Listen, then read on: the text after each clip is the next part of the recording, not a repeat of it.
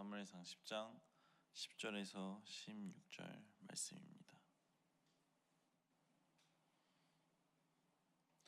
다 찾으신 줄로 믿고 함께 한 절씩 교독하도록 하겠습니다.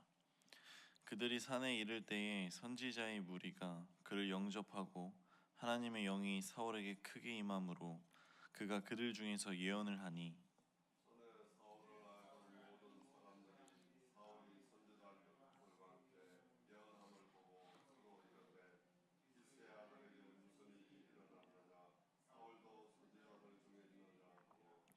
그곳에 어떤 사람은 말하여 이르되 그들의 아버지가 누구냐 한지라. 그러므로 속담이 되어 이르되 사울도 선지자들 중에 있느냐 하더라. 사울의 숙부가 사울과 그의 사환에게 이르되 너희가 어디로 갔더냐. 사울이 이르되 암나기들을 찾다가 찾지 못함으로 사무엘에게 갔었나이다 하니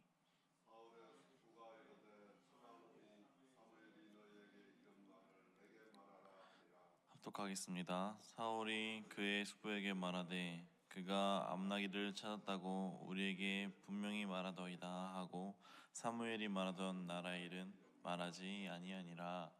아멘. 오늘도 새벽을 깨우고 하나님 앞에 나와 하나님께 예배드리는 성도님들 마음속에 주님의 은혜가 함께하기를 소망합니다. 주신 말씀을 묵상하는데 개인적으로 참 하나님께서는 살아계신 분이시요 아름다운 분이시라는 것을 다시금 깨닫는 시간이 되었습니다. 하나님께서 오직 말씀 하나만 가지고 이 세상을 창조하실 때 수많은 피조물들을 만드셨지만 유일하게 직접 흙으로 빚으시고 생기를 넣어 만든 존재가 바로 사람입니다.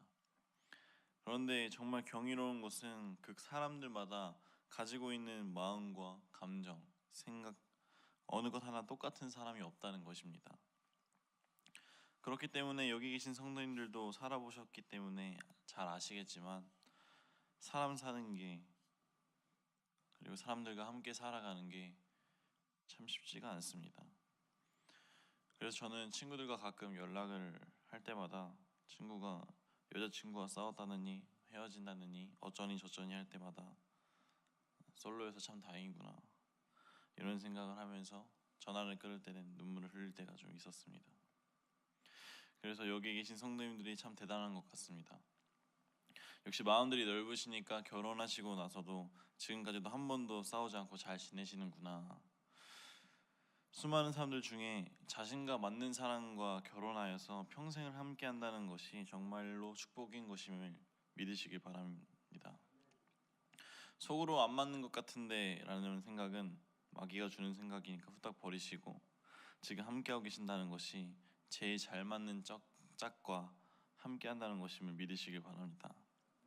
자, 그런데 신앙적으로도 한번 보겠습니다.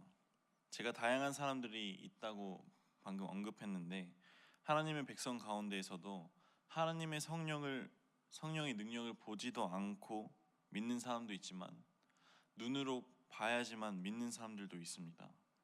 우리가 함께 나눈 본문 말씀에서도 이스라엘 백성들 가운데에서도 하나님의 성령의 능력을 믿는 자들이 있고 믿지 않는 자들도 있습니다.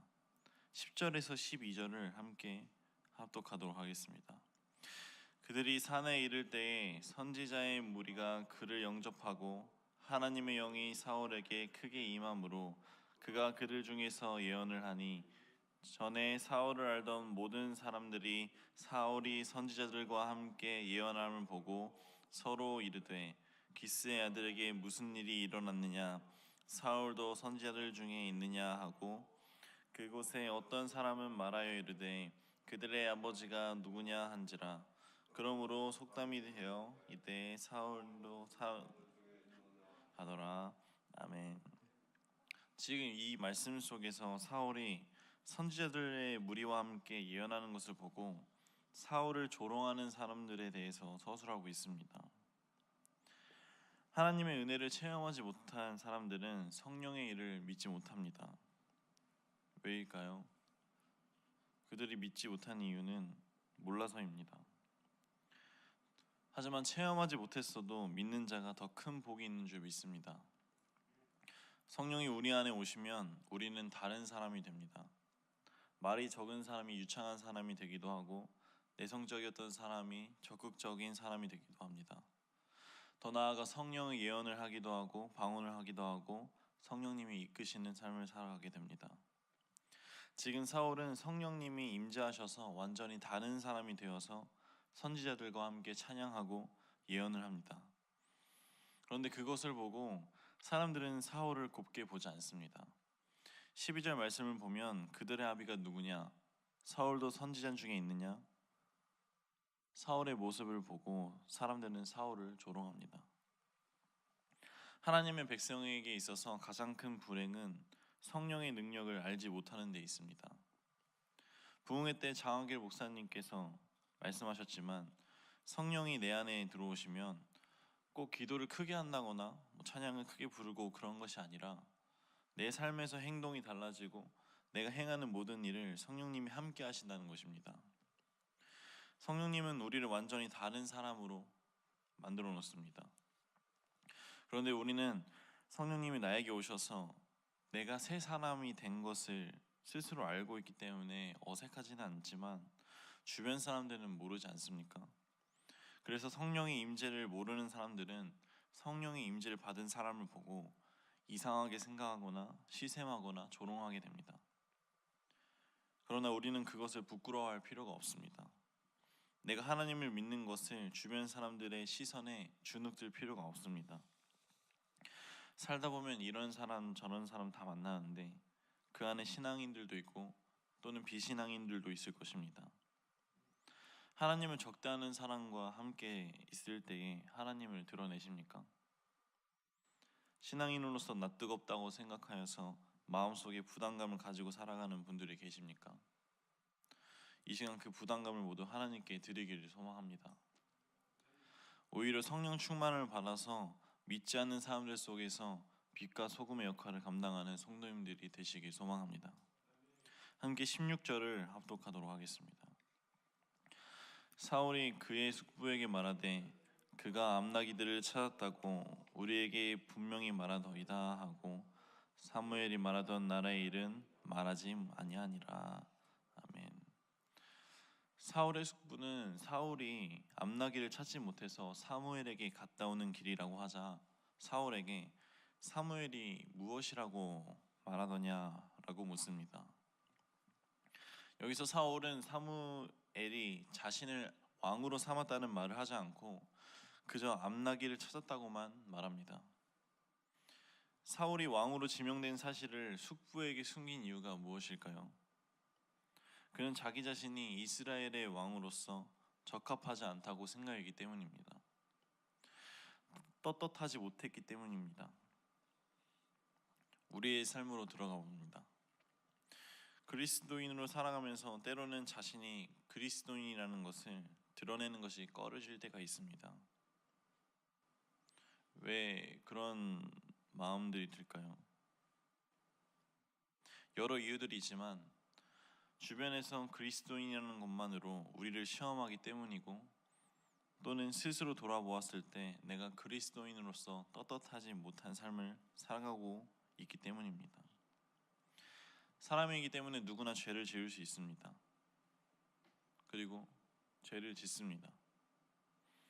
그런데 그 죄가 나를 억누릅니다. 또 그리스도인이라는 이유로 우리에게 알게 모르게 다가오는 정죄들이 있습니다. 너 교회 다니지 않냐? 이래도 돼? 너가 교회를 다닌다고? 제가 고등학생 때 친구들의 장난으로 던진 농담이 저에게는 비수로 꽂힐 때가 있었습니다. 야, 교회를 다니는 애가 그러면 안 되는 거 아니냐? 하나님을 믿는다면 너는 왜 그러냐? 내가 신학대를 간다고?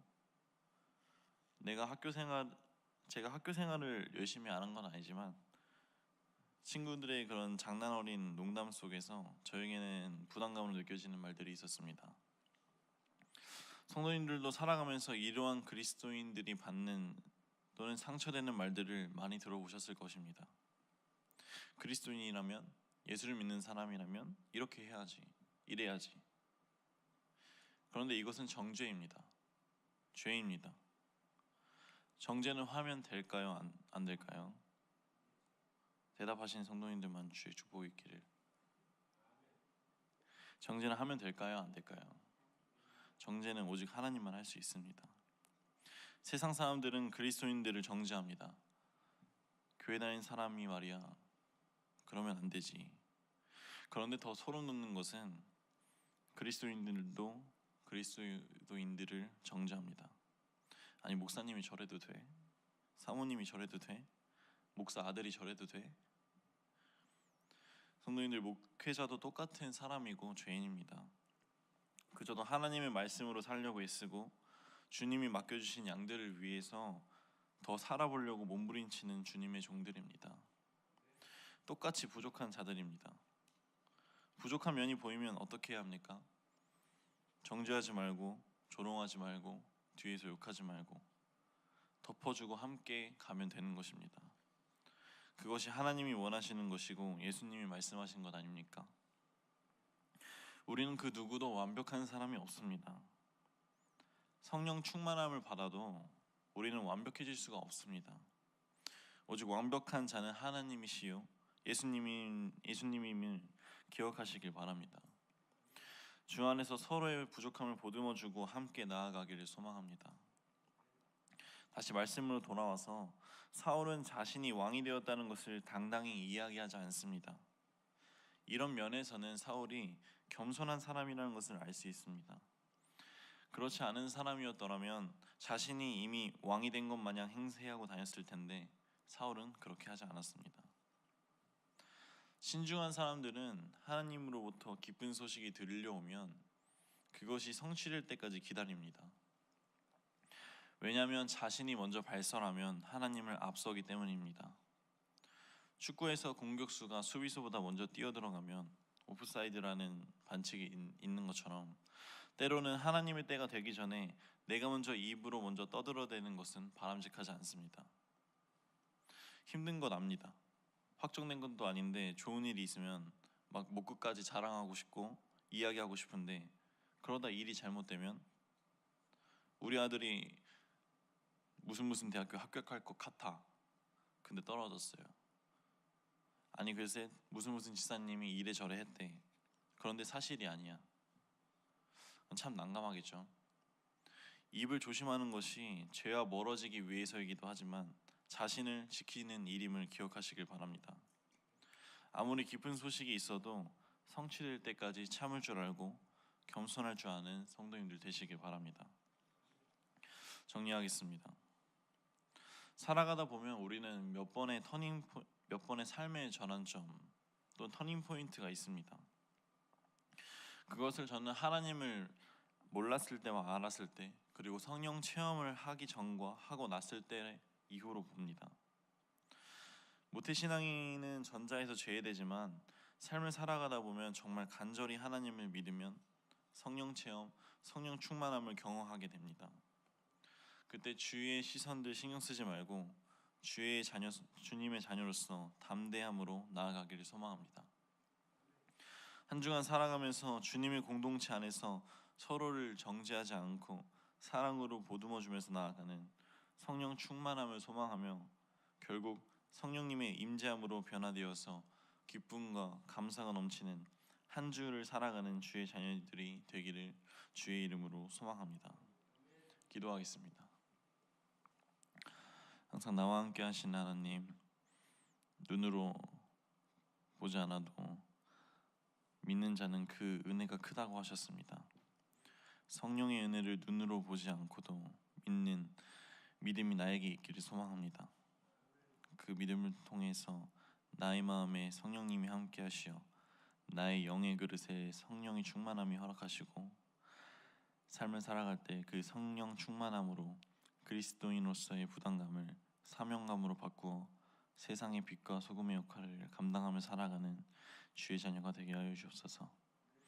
나의 마음에 정죄하려는 마음이 들어오려거든 내치게 하여 주옵시고 서로를 사랑으로 보듬어 나아가고 인내하며 배려하는 성숙한 공동체가 되게 하여 주옵소서. 한 주간 살아갈 때 주님께서 동행하실 것을 믿으며 이 모든 말씀 예수 그리스도의 이름으로 기도드립니다.